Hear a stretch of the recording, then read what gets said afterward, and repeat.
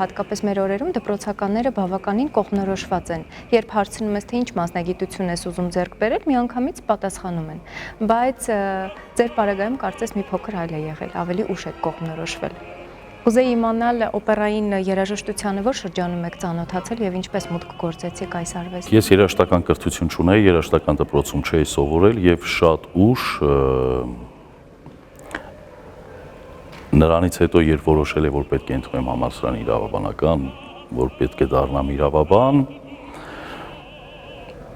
հետո որոշեցի, որ դա չպետք է դառնամ իրավաբան, որովհետեւ ես ոչ մեկի վատ բան չեմ անի կյանքում, չգիտես, մտածում եմ, որ իրավաբանը պետք է վատ բան անի, բայց սխալվելու հնարավորությունը մեծ է, ասեցի վերջ, ես իրավաբան չեմ դառնա։ Ու այդպես տատիկս ասեց, իսկ երաժիշտ կդառնաս, հայրս ասեց, ինքս კი երաժշտական դպրոց չգնաց, კი նոտաները չի սովորել։ Ես էլ ասեցի, կսովորեմ, էլ եղած ինչ է։ Այդպես տատիկս ինձ ուղղորդեց, բերեց Երևան, ես դե ծնունդով մեծամոր քաղաքից եմ, պրոֆեսոր Վարդուհի Շախնազարյան կար, դաշնակահարուհի, ես իր մոտ սկսեցի նոտաները սովորել, մի քիչ դաշնամուր, հետո այդպես սկսեցի շատ ավելի ուշ, արդեն 15-16 տարեկանում նոր ես ծանոթացել եմ նոտաներին, երաժշտությանը, իսկ արդեն 17 տարեկանում ընդունվել եմ կոնսերվատորիա վոկալ բաժին։ Իրականում շատ ուշ եմ սկսել, որի պատճառով ստիպված էի օրական 12-ից 15 ժամ, 16 ժամ աշխատել։ Եվ գիտեք, գերագույն սիրով էի դա անում։ Ես զգում էի, որ մի ճանապարհի վրա եմ, որը պիտի ինձ տանի եւ հասցնի իմ այն երազանքներին եւ ինձ հնարավորություն տա արտահայտելու այն բոլոր ներսիս ալեկոծությունները, որ կատարում են իմ մեջ մանուկ եւ պատանեկան հասակում։ Ինձ միշտ թվում էր, ես մի քիչ գույներ ավելի շատ եմ տեսնում, քան իմ ընկերները կյանքում, չգիտեմ։ Եվ ուրախ եմ, որ երաժշտությամբ էի զբաղվում, որովհետև երաժշտության մեջ այդ բոլոր գույները կային։ Իսկ եթե տանը չէիք երգում, ենթադրում եմ, հետաքրքիր է տատիկին որտեղից այդ միտքը։ Տանը երգում եմ, ես երգել եմ 3 տարեկանից, երևի թե ինչ ինձ հիշում եմ, երգել եմ, կամ ինչ որ մի գործիք եմ նվագել։ Մանկուց սլուխ ունեցել եմ եւ նույնիսկ մանկապարտեզում համերգների այդ հանդեսների ժամանակ հիշում եմ առաջի հանդեսից քսելոֆոն եմ նվագել։ Երգել եմ, նվագել եմ, քույրս էր սովորում երաժշտական դպրոցում, մենք տանը դաշնամուր ունեինք, բայց քրոջս համար էին գնել, բայց ինքը չէր բացում այդ դաշնամուրը։ Ես էի բացում մի քիչ նվագում ու շատ էի սիրում երաժշտություն։ Այդպես տատիկս այդ ընթացքում էլ այդ տան այդ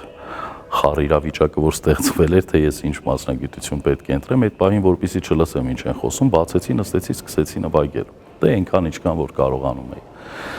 Ու տատիկս այդտեղից այդ միտք եկավ, իսկ կարող ուզես երաժիշտ դառնաս, ասեցի, այո, հա, երաժիշտ կուզեմ, շատ լավ է։ Այդպես։ Խորաթափանց է եղել տատիկը փաստորեն։ Այո, տատիկը զգաց ինչ էր պետք։ Իսկ ձեր առաջին հանդիպում այդ արվեստին, օպերային մասնագիտացված, գուցե բեմում որն է եղել, հիշում եք։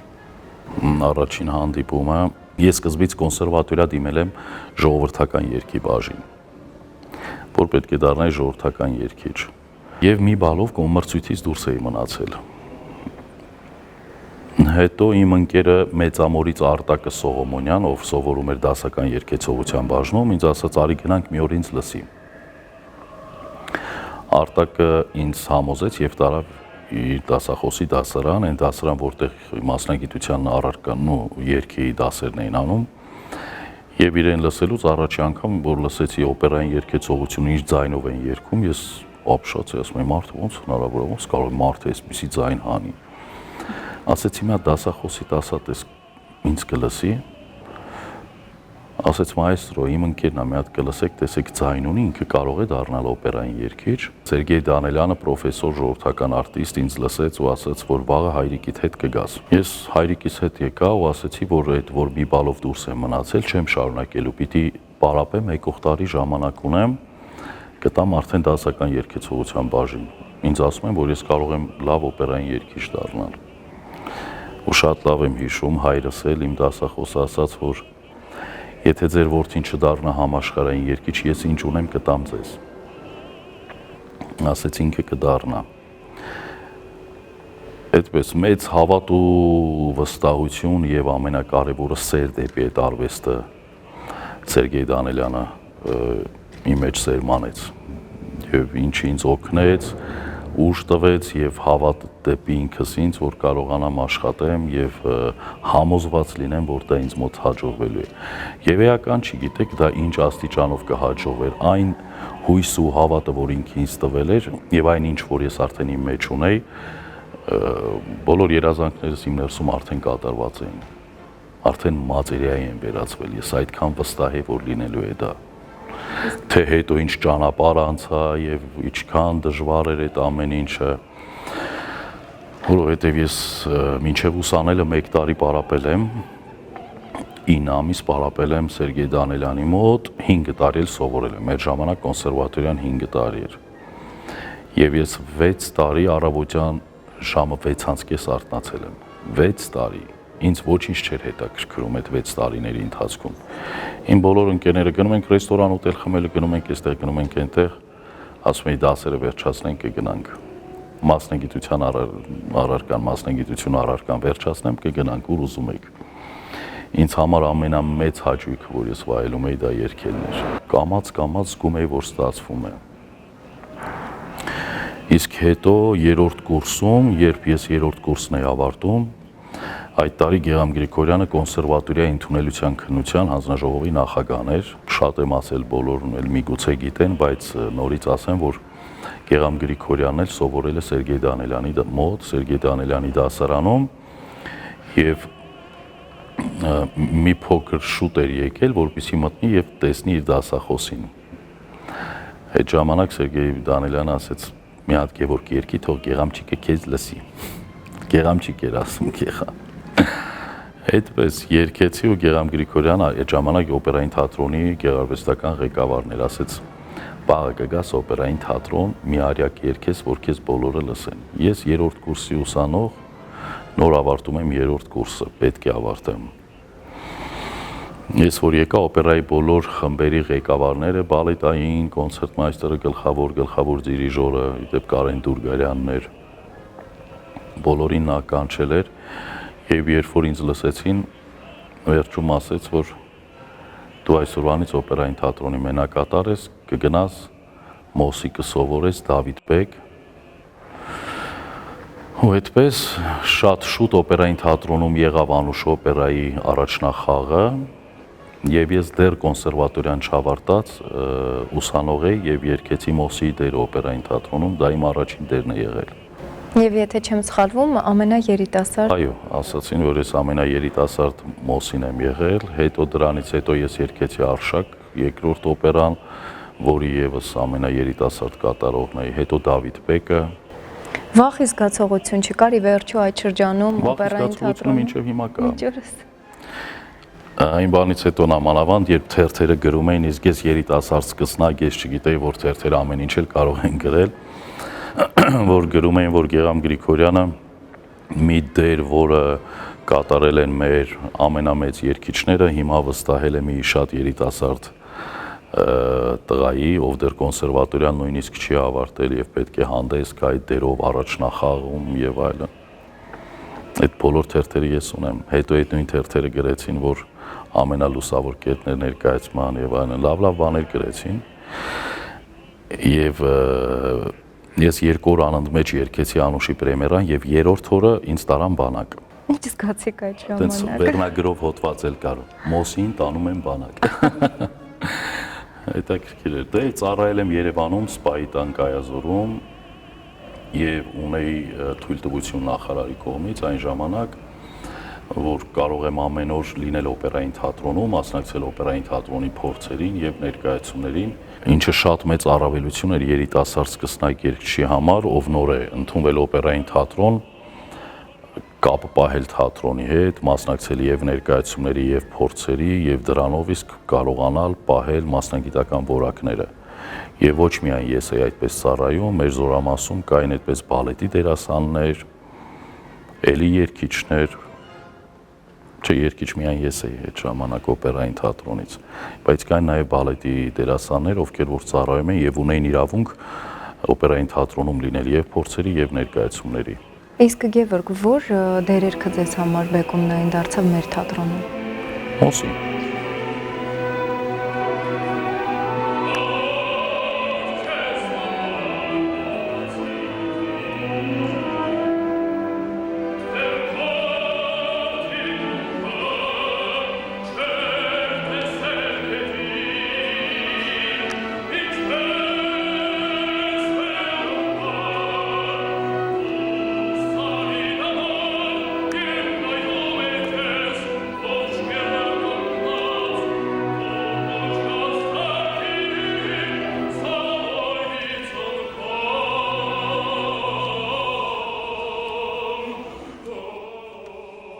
Շատ լավ ստացվեց միգուցե, որտեղ ես երիտասարդ էի, նման էի Մոսին միգուցե, ներսումս էլ մի քիչ համամիտ էի Մոսի հետ, այդպես, գիտեք միշտ, երբ որ ինչ-որ մի բան վստահում են և դու լավ ես անում, հենց դա դառնում է բեկումնային,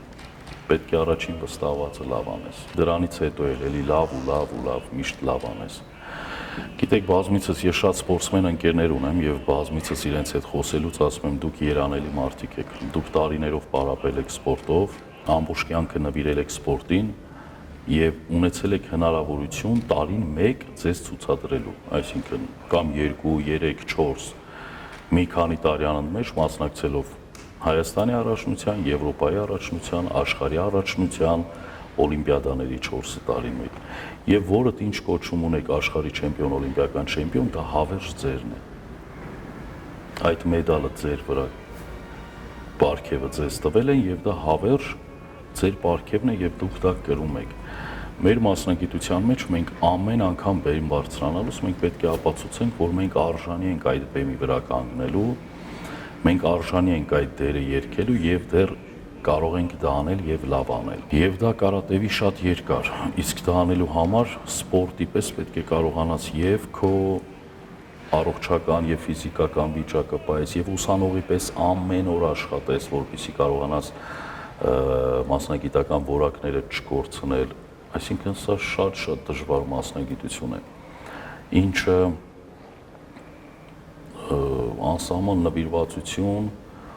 սեր, աշխատասիրություն եւ էլի շատ ու շատ գործոններ է պահանջում, որպեսզի կարողանաս եւ երկար տարիներ մնաս այդ կայացած դիրքում։ Եվ դա ձեզ հաջողվում է։ Ես դեռ փորձում եմ։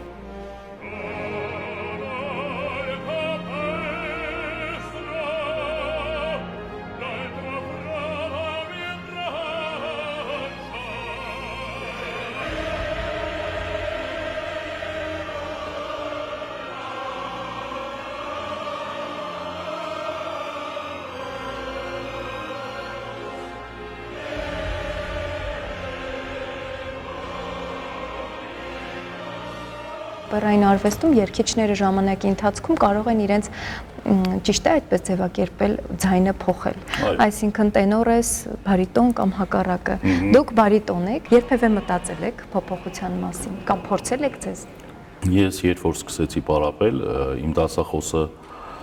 մտածում էր ես բարիտոն եմ թե բաս եմ, բարիտոն եմ թե բաս եմ, որովհետև հիմա շրջագայելով աշխարհի տարբեր երկրներում, երգելով տարբեր թատրոններում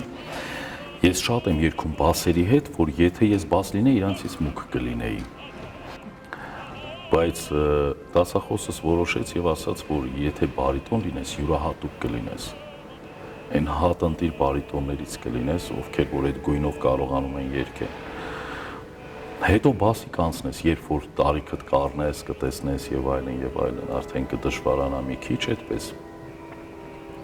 Միգուցե ես էլ անցնեմ հետագայում բաս երգեմ կամ բարիտոնի, բայց չգիտեմ, ավելի մի քիչ ուրիշ դերեր տեսնեմ,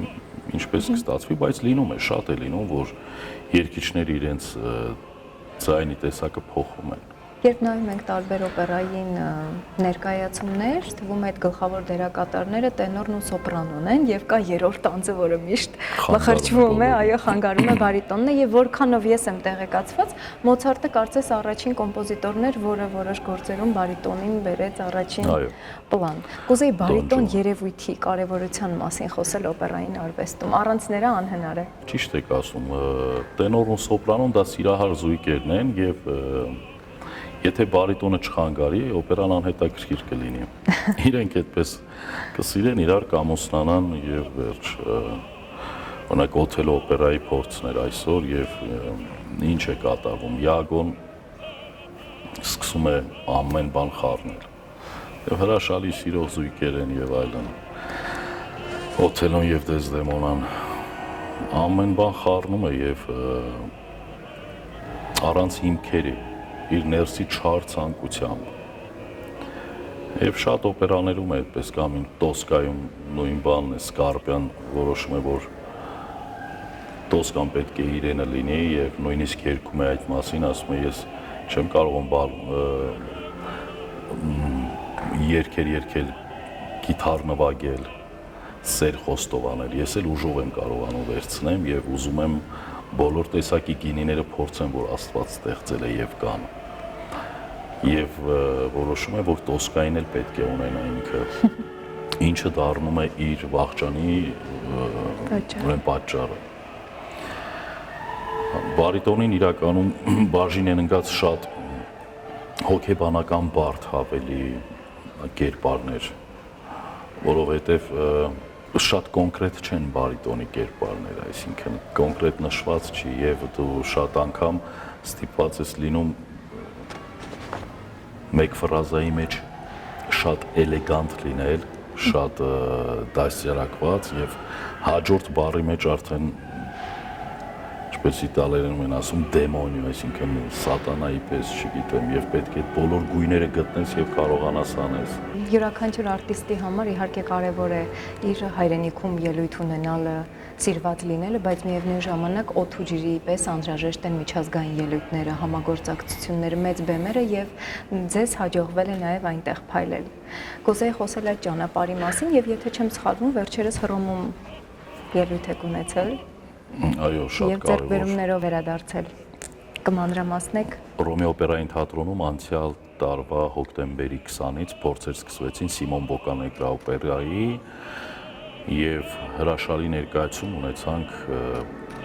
որը ուղիղ եթեր ցուցադրվեց ամբողջ Եվրոպայով, Rai 5 հեռուստաընկերությունը ուղիղ եթեր հեռարձակեց մեր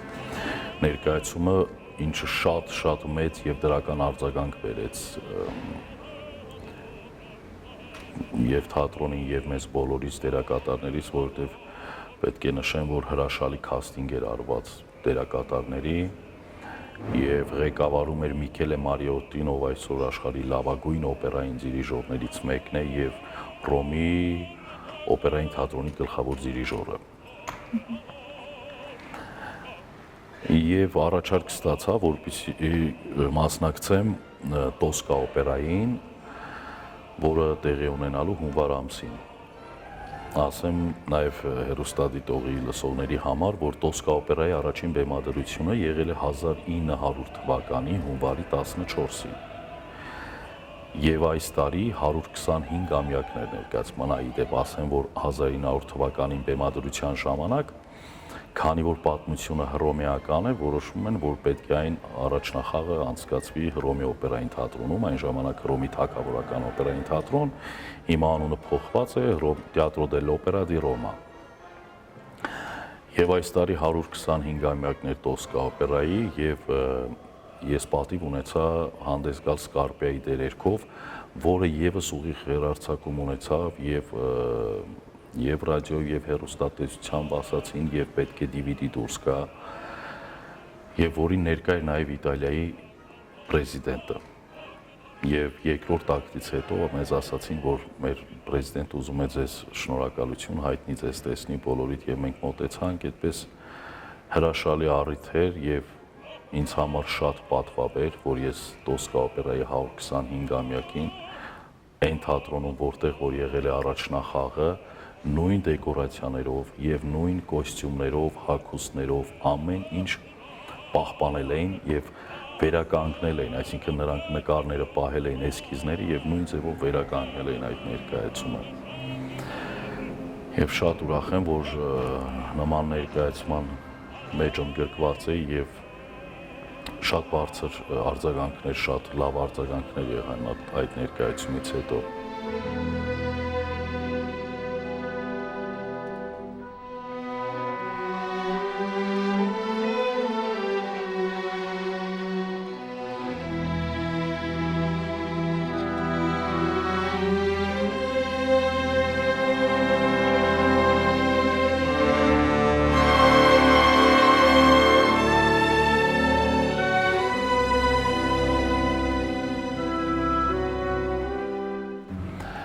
Շուտով պատրաստվում եմ Ամստերդամի օպերային թատրոնում Բարիս Գադունով օպերային, պետք է մասնակցեմ, որից հետո լինելու է այսօրվա աշխարհի լավագույն ռեժիսորներից մեկի, իդեպ Բարիս Գադունովը բեմադրելու է Չեռնյակովը, որ այսօրվա աշխարհի մեծագույն ռեժիսորներից մեկն է համարվում, եւ հետո մեկ ամիս հետո լինելու է Տոսկա օպերան, Բերիկովսկի բեմադրված, որը էլի այսօրվա մեծագույն եւ հանճարեղ ռեժիսորներից մեկն է եւ իմ շատ լավ ընկերն ու բարեկամը։ Եվ ասեմ, այդ ներկայացմանը ես արդեն երգել եմ, հիմա նոր բեմադրություն է, նորից պետք է անենք դա։ Այսպես, սա մինչեւ աշուն։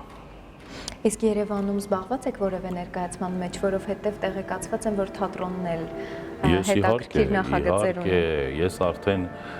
այս 10 քանի օր է այստեղ եմ, արդեն 2 ներկայացում երգել եմ, վաղը չեմ այսօր պետք է Օթելո օպերայում հանդես գամ Յագոյի դերերքով, հետո էլի Կարմեն, Butterfly, այդպես, ու էլի ներկայացումներ, ինչքանով որ տեղյակ եմ, ինչ ինձ առաջարկում են, ես չեմ հրաժարվում, որովհետև սա իմ տունն է, իմ հայրենիքը, այս թատրոնը ես շատ եմ սիրում եւ ուզում եմ, որ ամեն հնարավորություն օգտագործեմ եւ այս բեմի վրա երգեմ։ Դուք ակամայից խոսեցիք հայրենիքի մասին, ուզեի մեջ բերել Մարտիրոս Սարյանի խոսքերը, վերջերս կարդացի, նա գրել է. «Ես համոզված եմ, որ առանց հողի արվեստագետ չի եղել, հողի սիրտը մարդու սրտի մեջ է, ամեն ինչ սրտից է բխում, ամեն ինչ սրտով է սկսվում»։ Համամիտ եք։ Միանշանակ։ Դասական երաժշտության հիմքը բոլոր դասական կոմպոզիտորները վերցրել են իրենց ազգային երգն ու երաժշտությունը։ Ամեն դասական երաժշտություն ստեղծվել է ազգայինի հիման վրա։ Եվ ես իմ բոլոր արտերկրում հանդիպած հայ ընկերների, որ տեսնում եմ այնտեղ են ապրում եւ այլն կամ ինչ որ մի բան, մեկը մի քիչ է սենչի, մի քիչ են, ասում եմ հիշեք, մարդ իր հայրենիքում, ոնց որ, ասում եմ պարզ լեզվով ասեմ, ոնց որ հեռախոսը օրիգինալ Սայրադշնիկով դնես Սայրատկի։ Պիտի մարդ իր հողում այնտեղ են հողում, որտեղից որ ծնունդով է կամարյամ, պիտի անպայման քայլի այդ հողի վրա, պետք է ապրի, թե չէ այդպես լիներ մեկ, ես վաղուց գնացել էի, բայց ես ամեն օր իմ հայրենիքում ապրում եմ, այնտեղ սիրով աշխատելն էլ է երջանկություն, բայց ապրում եմ այստեղ։ Այո, եւ ես ձեզ հաճախ տեսնում եմ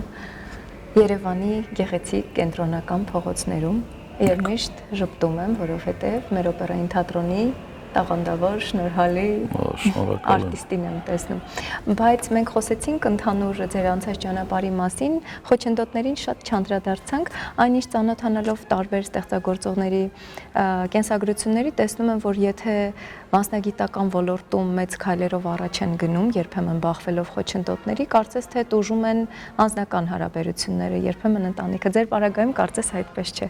Դե շատ լավ է, որ այդպես է երևում, չէ, իրականում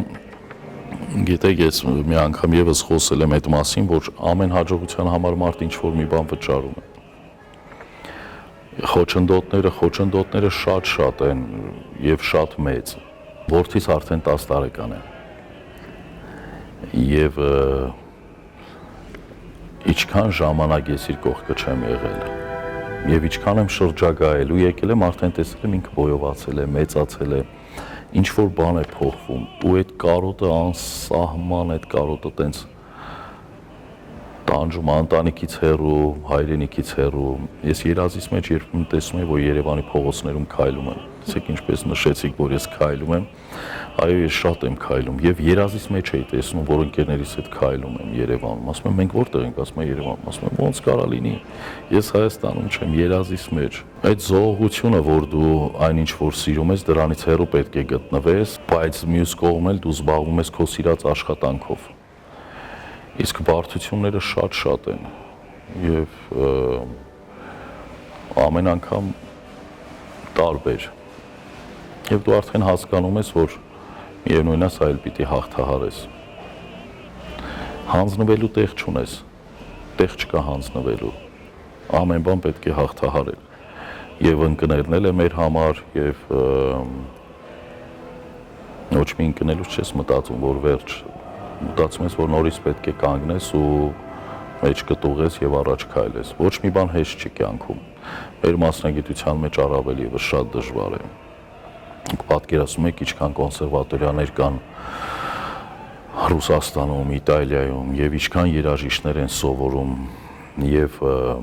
դու ինչքան պետք է աշխատես, որ քեզ կանչեն Մոսկվայի մեծ թատրոնում գլխավոր դերեր տան երգես եւ ռուսական օպերաներում կամ Իտալիայի մայրաքաղաքում դու իտալական օպերաներ երգես։ Հենց այնց չի լինում տենց բաները, դա դու օր ու գիշեր այդ մտքով,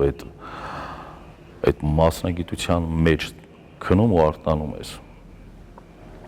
Իրականում ու ապրելու ժամանակ շատ քիչ է մնում։ Բայց դե գիտես արդեն որ դա քո կյանքն է եւ եթե դա չլինի, ավելի շատ տխուր ու անհաջող քեզ կհամարես։ Շնորհակալ եմ շատ, Գևորգ, որ մեզ ժամանակ տրամադրեցիք։ Ես եմ շնորհակալ։ Ես մաղթում եմ, որ ձեր հաղթանակները շատ լինեն, նվաճումները գլխապտույտ եւ ողջավորություններ։ Անչափ շնորհակալ եմ։ Մշտական, որովհետեւ այստեղ այս փոքրիկ Հայաստանում ապրող յուրաքանչյուր հայ, ել չեմ ասում աշխարհում, միշտ հպարտանում է, սիրում է ձեզ եւ լավագույնն եմ մաղթում։ Շնորհակալ եմ շատ։